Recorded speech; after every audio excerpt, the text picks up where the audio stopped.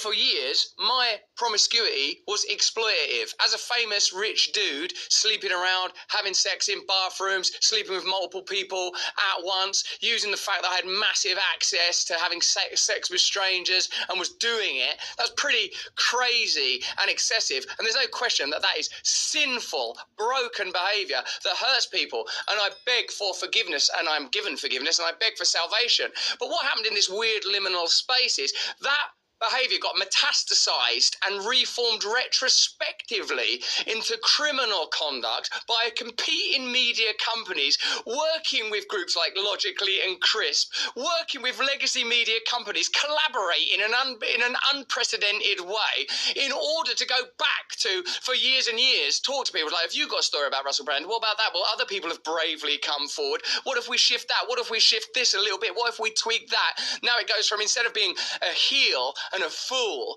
and greedy, and and in some aspects of the culture, a playboy, a womanizer, a gadabout, a player. It was reformed into, no, this guy's not like all those other famous womanizers that we know are out there, that sometimes have to put out injunctions, that sometimes have to pay lawyers a lot of money to keep stories quiet. No, you're in this different category here, all of a sudden, of the most appalling criminals known.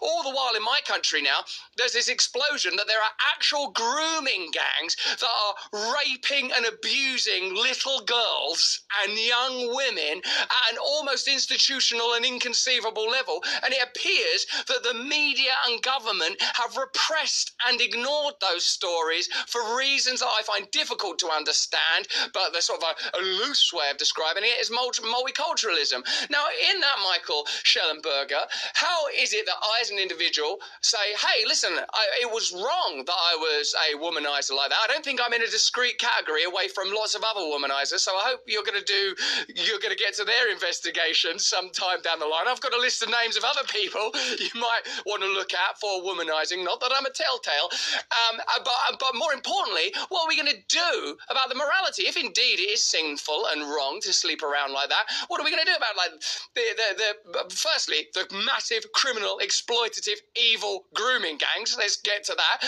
The extraordinary number of people in politics that seem to have weird connections to paedophilia or various circuits, groups and rings, whether that's around Epstein or people in Hollywood and Diddy, and that's not just people in Hollywood.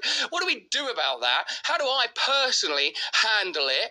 And what does it tell us about our shifting culture, these tectonic plates that have moved around, and the people that get caught in the cogs when a culture suddenly decides